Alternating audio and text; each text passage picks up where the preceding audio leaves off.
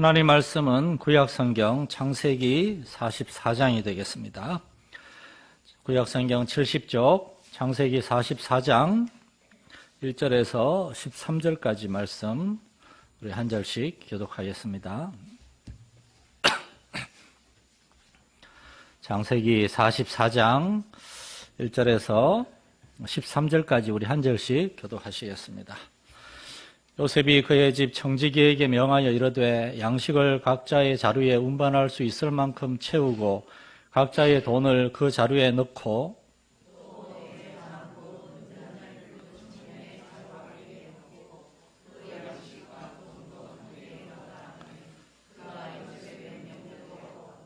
아침이 밝을 때에 사람들과 그들의 나귀들을 보내니라.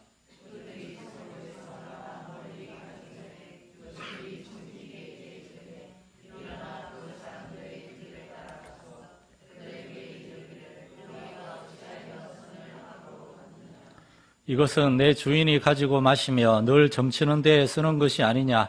너희가 이같이 하니 악하도다 하라. 그들이 그에게 대답하되 내 주여 어찌 이렇게 말씀하시나이까. 당신의 종들이 이런 일은 결단코 아니하나이다.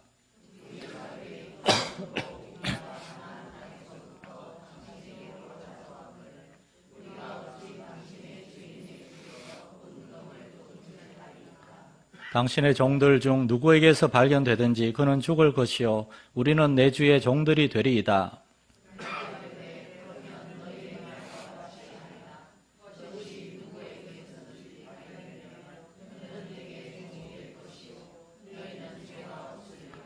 그들이 각각 급히 자루를 땅에 내려놓고 자루를 각기 푸니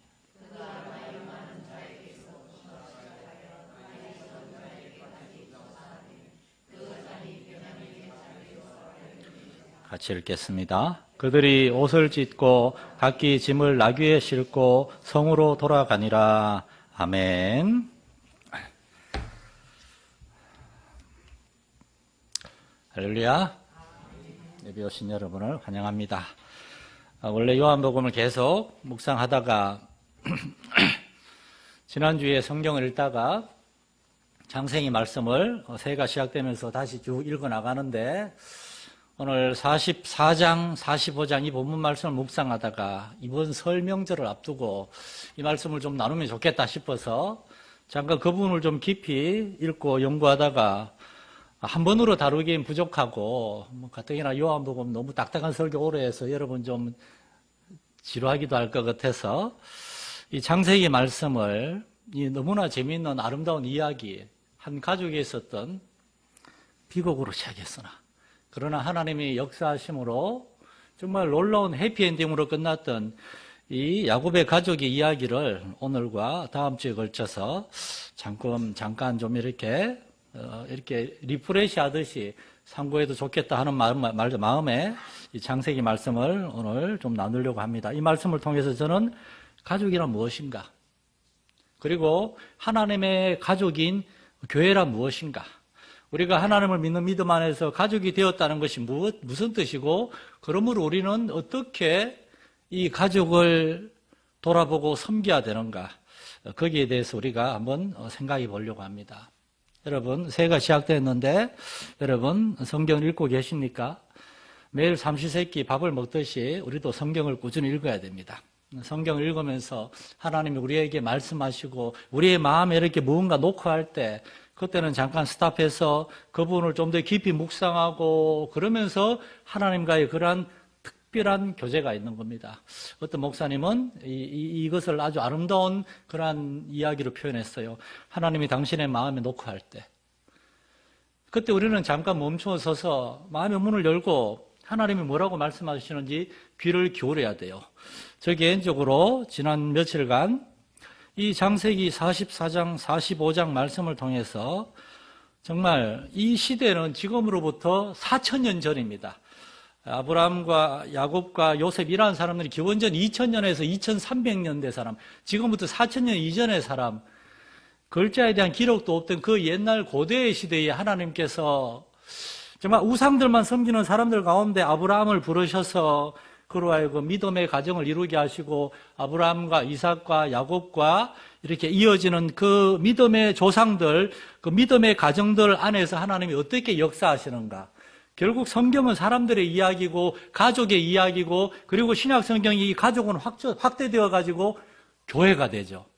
신약 성경에는 개인 개인에 대한 이야기가 많지 않아요. 교회 안에서. 그러나 사실은 그것은 영적인 교회의 이야기입니다.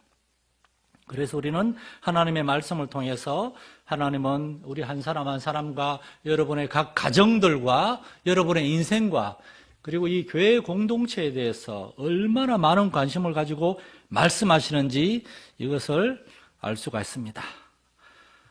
창세기 37장에서 창세기 44장, 45장까지는 아브라함의 손자인 야곱이라는 사람의 집안의 이야기입니다. 그 시작은 정말 슬픈 이야기였어요. 그러나 그 결론은 해피엔딩입니다. 여러분, 오늘날 마귀는 우리 성도들 한 사람 한 사람의 영혼을 넘어뜨리고 두려움에 빠뜨리고 실족시키고 하나님보다 세상의 일들에 더 우리가 마음이 흔들리게 하고 우리의 가정과 우리의 교회도 그렇게 막 뒤흔들려고 합니다. 그리고 우리 너무나 열악하기 때문에 흔들릴 수 있어요. 모든 것이 두렵고 답답하고 속상하고 힘들고 그러한 상황이 지속될 수도 있어요. 그러나 오늘 우리는 이 야곱의 집안 그리고 그 가정에 오늘 우리의 주인공이 되는 요셉이라고 하는 사람이 끝까지 하나님을 믿는 믿음을 붙잡고 악에게 지지 않고 하나님께 순종했을 때 마침내 그의 인생에 하나님의 놀라운 회복, 축복, 해피엔딩이 있었던 것처럼 여러분 한 사람 한 사람의 영혼 속에서 그리고 여러분의 가정에서 그리고 우리 마산 열린 교회 안에서도 우리가 요셉처럼 포기하지 않고 어떤 어려운 형편에서도 계속 하나님의 마음, 하나님의 방법, 하나님의 원칙 그것을 지키고 순종한다면은 하나님께서도 우리의 삶 가운데 승리를 주실 줄로 믿으시기 바랍니다. 첫 번째, 우리의 시작은 너무나 미약하고 아주 힘든 그러한 시작일 수가 있습니다. 성경은 우리에게 너의 시작은 미약하였으나 그런 얘기를 말씀하십니다. 왜냐하면 우리는 죄인이고 우리는 완고한 사람들이고 우리는 너무나 죄에 이렇게 약해요. 죄에 취약해요. 아브라함의 손자인 야곱의 가족은 겉으로 보기에는 양과 소와 가축들이 많고 부자고 그리고 야곱은 아들 12에 딸 하나 아주 다복한 정말 여러모로 복받은 집안으로 보였으나 그러나 그 집 안에 문제가 있었습니다. 야곱은 하나님을 잘 믿는 믿음의 조상이고 그 집안의 가장이었는데 야곱은 자신의 12아들 중에서 특별히 한 명의 아들을 더 사랑했어요. 지혜롭지 못하죠. 그 죄라고 할 수는 없지만 지혜롭지 못하죠. 야곱에게 4명의 아내가 있었는데 그 중에 라헬이라고 하는 아내를 특별히 사랑했는데 그 라헬이 낳은 2명의 아들 요셉과 베냐민 그 중에서도 요셉을 특별히 사랑했어요. 그러면서 야곱의 다른 아들들이 시험에 들었습니다. 그런데 이것은 사실은 그 형들의 잘못은 아니에요. 야곱이 그런 상황을 만들었어요. 사람들은 전부 다 이런 시기와 질투의 유혹을 받게 돼 있어요. 아주 대놓고 야곱이 다른 형들보다 요셉을 더 사랑하고 더 편애하는 그러한 것들은 요셉의 다른 형들을 시험에 들게 했고 그리고 그 형들은 그 시험을 이겨내지 못했습니다. 그들은 요셉을 시기했고 질투했습니다.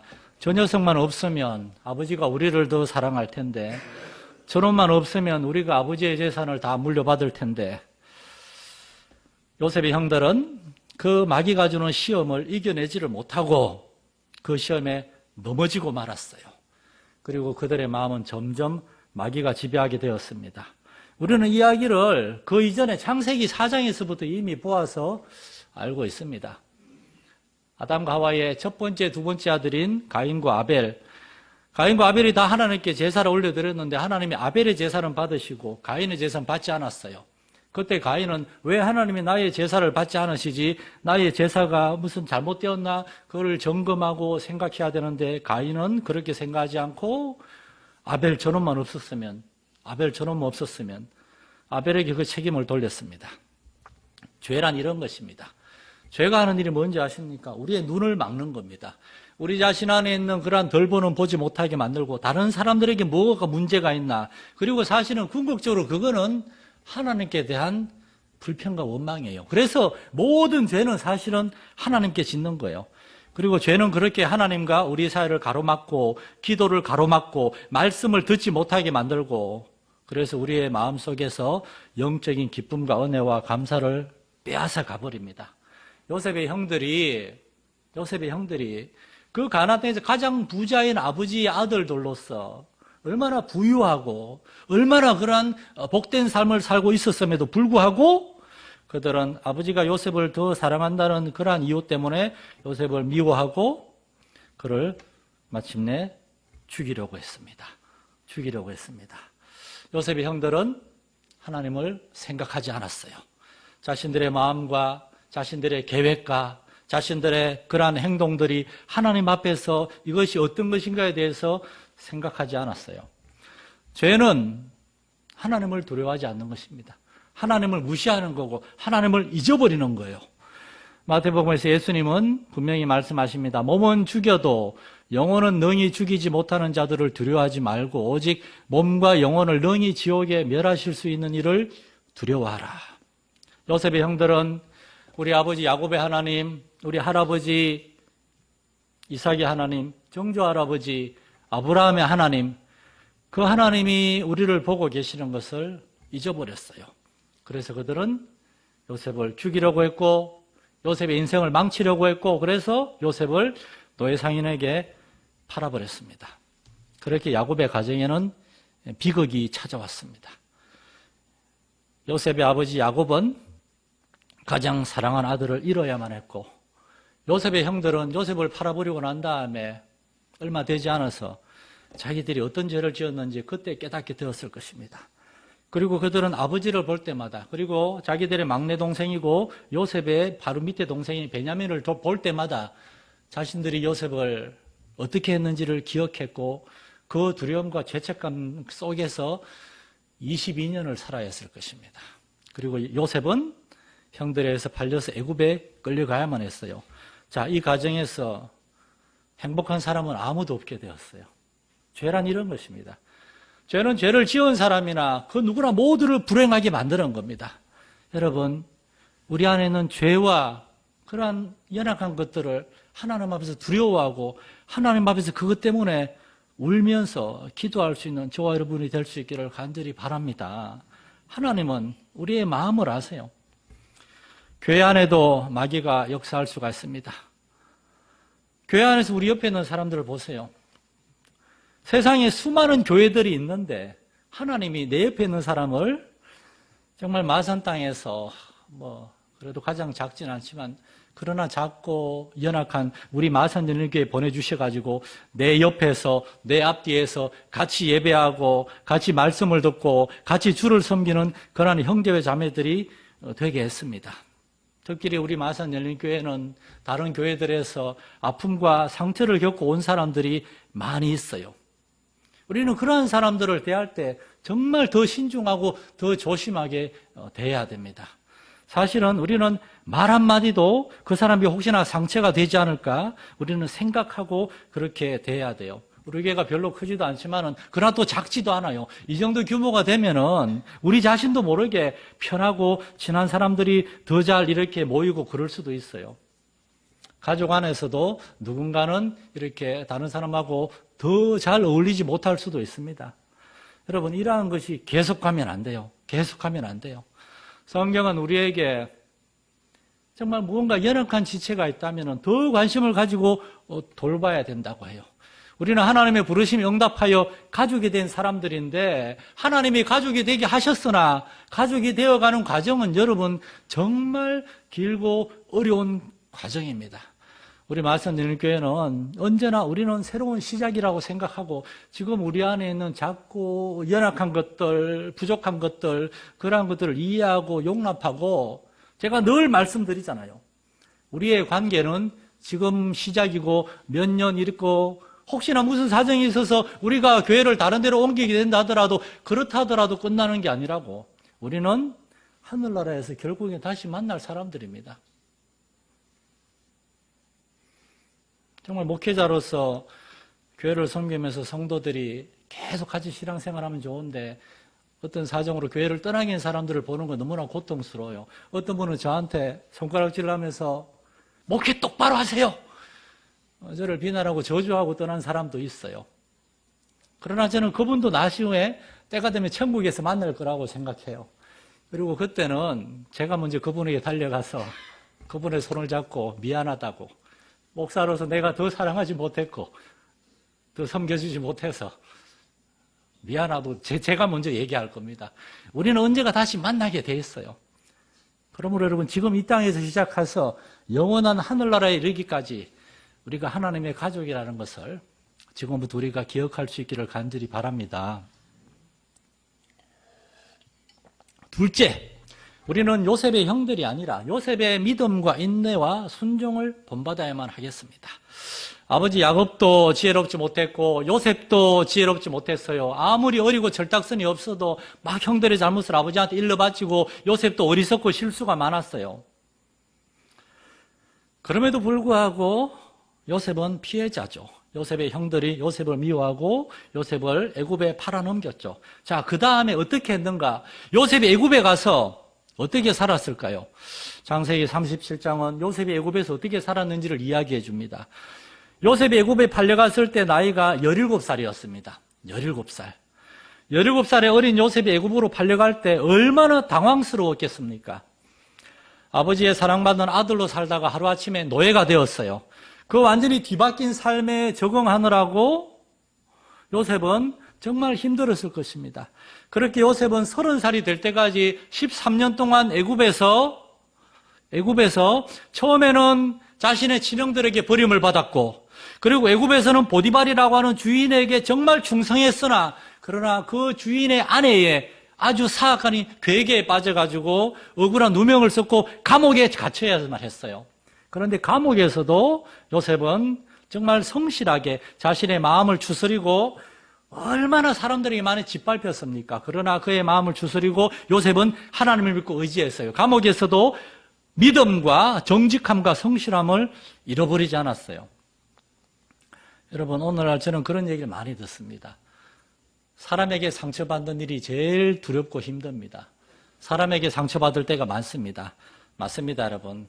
힘든 일, 속상한 일, 사람에게 상처를 많이 받으면 우리의 마음은 길가의 밭처럼 딱딱하고 완고해지고 냉랭하게 식어버려서 우리 자신도 모르게 우리는 믿음과 소망을 잃어버리고 냉소적인 사람이 됩니다. 교회는 다니는데 다른 사람들과 좀 더 친밀한 깊은 그런 영적인 가족 관계를 맺는 일을 싫어하게 돼요. 적당한 거리에서 그냥 다른 사람하고 너무 깊이 엮이면 피곤하고 힘든다. 그냥 조용조용히 나 혼자 신앙생활하자. 그러니까 사람들이 다 큰 교회 가는 겁니다. 큰 교회 가면은 내가 이 교회 다니는 거 다른 사람들이 잘 모르니까 신경 안 쓰니까 그냥 조용히 교회만 다니겠다고. 건강하지 않은 모습이죠. 건강하지 않은 모습이죠. 가족이 이제 명절에 다 같이 모여 식사하는데 한 명이 저 끝에서 아무하고도 얘기도 안 하고 혼자 이렇게 밥 먹고 혼자 그냥 그러고 있다가 가버리고, 얼마나 슬픈 일입니까? 요셉은 13년 동안 그 엄청난 시련과 인내로 인해서 그의 마음은 그 사람에게 받은 상처와 실망으로 사실은 불평과 원망과 저주의 사람이 될 수도 있었어요. 그런데 이 어린 소녀는 아버지의 하나님, 할아버지의 하나님, 정주 할아버지 아브라함의 하나님을 아는 소년이었어요. 놀라운 사실은 이 13년 동안 이 소년은 믿음을 잃지 않았고 참고 인내했습니다. 그리고 하나님은 우리가 잘 아는 것처럼 그 놀라운 능력으로 요셉을 보호하시고 인도하셔서 13년 만에 이 소년은 애굽의 노예요 죄수에서 애굽의 국무총리가 되었어요. 하나님은 역전의 명수이십니다. 하나님이 승리를 주셨습니다. 저는 우리 성도들도 신앙생활하면서 영적인 침체를 경험할 수 있다는 걸 알고 있습니다. 교회 다니는데 별 기쁨이 없어요. 재미가 없어요. 그럴 수 있어요. 그럴 때 여러분, 우리는 어떻게 해야 되겠습니까? 여러분, 더 기도해야 됩니다. 그럴 때 더 기도해야 돼요. 교회가 어렵고 힘든 것 같으면 더 기도해야 돼요. 우리 마산연합교회는 하나님의 정말 특별한 은혜를 많이 경험하신 겁니다.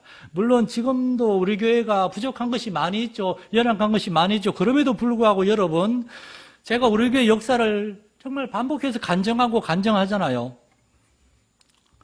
13년 전에 2012년 12월에 제가 마산에 내려올 때는 여러분은 대부분은 알지도 못하는 그러한, 저는 정말 우리 박상님한테 죄송한데 저는 정말 죽으러 가는 심정으로 내려왔습니다.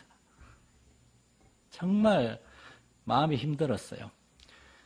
2012년 12월 23일에 제가 우리 교회에서 처음으로 설교를 했습니다. 그때 돌아가신 원로 목사님과 사모님 포함해서 10명이 앉아 있었어요. 그리고 그 이듬해 6개월이 지난 뒤에 6명이 남았어요. 이래저래 떨쳐나가고 다 가시고, 그 성도들이 모여가지고 교회를 섬기느라 죽을 고생을 했는데, 지금은 여러분 이렇게 꽉꽉 들이차가지고 하나님을 예배하고 교회 청소와 식사 준비, 교회 학교와 찬양 사역, 차량 봉사, 재정부, 그 외에 보이지 않는 곳에서 안내와 봉사와 영상팀, 반주로 찬양인도로. 여러분, 이거 옛날에는 저하고 이렇게 몇 명이 다 했습니다. 근데 지금은 모든 사람들이 각자의 자리에 주를 섬기고 있습니다. 솔직히 물론 아직도 우리가 부족한 것이 많지만 저는 너무 감사해요. 이번 주에 신문에 기사가 하나 났어요. 그래서 그 인터넷 기사를 찾아봤는데 청중과 충중과 어디한 젊은 목사님이 부목사로 있다가 1년 동안 기도하다가 아파트에서 가정예배를 시작했는데, 아파트에 가정예배를 시작한 지 2년 만에 성도가 한 명 찾아왔어요. 그래서 그 한 명이 성도를 앉혀놓고, 남편과 아내가 다 목사님이에요. 남편은 뒤에서 촬영을 하고 아내가 앞에서 한 명의 성도 앉혀놓고 설교를 하는데, 물론 제가 새벽에 한 명 앉혀놓고 설교한 적 많이 있지만은, 그래도 주일 오전 예배 한 명 앉혀 설교하기가 얼마나 어렵겠습니까? 그런데 그 여자 목사님이 얼굴이 환해가지고 말씀을 전하고 있는 걸 보면서 그분이 그때 쓰더라고요. 한 영혼의 소중함을 깨닫게 됐다고. 한 영혼의 소중함을. 사랑하는 성도 여러분, 하나님 우리 교회에 부어주신 복을 기억하면서 감사할 수 있기를 축원합니다. 우리는 현실에 만족하지 못하고 막 현실에 아직 응답되지 않은 것들을 바라면서 불평하고 원망할 수 있어요. 그러나 요셉을 생각해 보세요. 요셉은 애굽의 노예로 살고 죄수로 살면서 계속 기도했을 거예요. 하나님, 저를 풀어주세요. 빨리 걸어가면은 2주일이면 도착할 수 있는 곳에 있는 내 아버지의 집에 빨리 돌아갈 수 있도록 나를 풀어주세요. 이 감옥에서 저를 건져주세요. 그런데 하나님은 요셉의 기도에 응답해 주지 않았어요. 그때 요셉이 화내고 하나님께 불평하고 원망했습니까? 그렇지 않습니다. 요셉은 계속 기도했고 계속 꿈을 꾸었고, 하나님이 그 기도에 응답을 해주지 않고 그 꿈이 이루어지지 않았음에도 불구하고 요셉은 포기하지 않고 하나님께 실망하지 않고 자신의 자리에서 최선을 다했어요. 노예로 있을 땐 주인을 섬겼고, 감옥에서 죄수로 있을 때도 다른 그냥 주어진 일을 정직하고 성실하게 감당했습니다. 그는 이것저것 바라는 것만을 생각하고 나의 현재 상황에 만족하지 않고 불평하고 원망하는 사람이 아니었어요. 그는 꿈을 꾸었으나 현실에 충실했습니다. 그는 바라는 것이 많았으나 지금 그거 그대로 되지 않는다고 불평하고 원망하는 데 시간을 낭비하지 않았어요. 요셉은 버림받았고 배신을 당하고 억울한 일을 겪고 상처를 받으면서도 하나님과 사람에게 실망하지 않고 끝까지 하나님을 섬겼고 다른 사람을 도와주고 섬겼습니다. 그는 하나님을 믿는 사람으로서 그의 삶에 최선을 다했습니다. 사랑하는 성도 여러분, 교회 안에서만이 아니라 가정에서, 직장에서 여러분은 그리스도인이고 하나님을 섬기는 사람임을 잊어버리지 않기를 간절히 소망합니다. 아무리 어렵고 힘들고 속상하고 화나고 답답하고 일이 내 뜻대로 안 돼도, 직장에서 다른 사람들이 우리를 존중하지 않고 뭐라 그러고 정말 비인격적인 그런 일을 당하고, 그래도 우리는 하나님을 믿는 사람으로서 살아야 됩니다. 요셉은 그런 형편에 처해서도 하나님의 사람으로서의 그의 거룩함과 고상함과 그의 진실함을 잊어버리지 않았어요. 우리도 하나님 앞에서 이렇게 살아야 된다는 겁니다. 마지막 세 번째 메시지는 오늘 마지막이 아닙니다. 다음 주에 좀 더 얘기할 거예요. 하나님이 결국에 회복시켜 주셨다는 겁니다. 하나님은 믿음으로 참고 인내하고 어떤 형편에 처하든지 자족하면서 하나님과 사람 앞에 정직하고 성실하게 일하는 요셉을 애굽의 국무총리가 되게 하셨어요. 국무총리가 되었을 때 요셉의 나이는 30살이었습니다. 30살. 그리고 요셉이 국무총리가 된 애굽에서 요셉을 팔아넘긴, 요셉의 인생을 망가뜨리고 했던 요셉의 형들이 살고 있는 세겜 땅까지는 걸어서 2주 거리. 애굽의 그 좋은 전투용 수레를 타고 달려가면 일주일도 안 걸리는 거리에 요셉의 형들이 있었는데, 왜 요셉은 30살에 국무총리가 되었을 때 자신의 집안에 찾아가서 형들에게 복수하지 않았을까요? 왜 성경은 요셉이 국무총리가 되었을 때 보디발이나 그의 아들을 잡아서 감옥에 가두고 복수했다는 기록이 없을까요? 요셉은 보복하지 않았습니다. 왜냐하면 요셉은 그 엄청난 상처들이 하나님의 은혜로 다 회복되었기 때문입니다. 요셉은 하나님의 위로와 도우심을 믿었고 그것을 경험했기 때문에 그의 상처가 회복이 되었습니다. 여러분 안에 있는 사람에게 받은 상처, 여러 가지 여러분의 삶에 받은 상처들이 하나님의 은혜 안에서 회복될 수 있기를 축원합니다. 회복돼야 됩니다. 형들에게 버림받고 배신을 당했지만, 주인에게 또한 배신을 당했지만, 요셉이 얼마나 정직한 사람인지 보디발은 잘 알고 있음에도 자신의 아내를 지키기 위해서 보디발은 요셉을 감옥에 가뒀어요. 그리고 감옥에서 요셉이 애구방에 술 맡은 관원, 빵 굽는 관원, 떡 굽는 관원을 이렇게 최선을 다했으나 그들은 다 요셉을 잊어버렸어요. 그럼에도 불구하고 요셉은 끝까지 하나님께 믿음을 지켰습니다. 그리고 마침내 하나님이 그를 도와주셔서 회복시켜 주시는 것을 경험했습니다. 그때 요셉은 형들을 찾아가서 복수하지 않았습니다. 자기가 돌아가면 형들이 얼마나 괴로워하고 그러겠어요. 그래서 요셉은 형들을 잊고 그냥 자신의 삶의 자리 애굽에서 그렇게 살려고 했어요. 요셉의 상처들은 이미 회복되었습니다. 그런데 하나님은 거기서 그치지 않았어요. 하나님은 완전한 회복을 원했어요. 그래서 요셉이 사실은 원하지도 않았고 기대하지도 않았고 생각지도 않았는데 하나님은 요셉의 형들을 다 데리고 와서 요셉 앞에 세웠습니다. 요셉의 나이 39살 때 형들과 헤어진 지 22년이 지났을 때 그때 요셉은 무슨 생각이 들었을까요?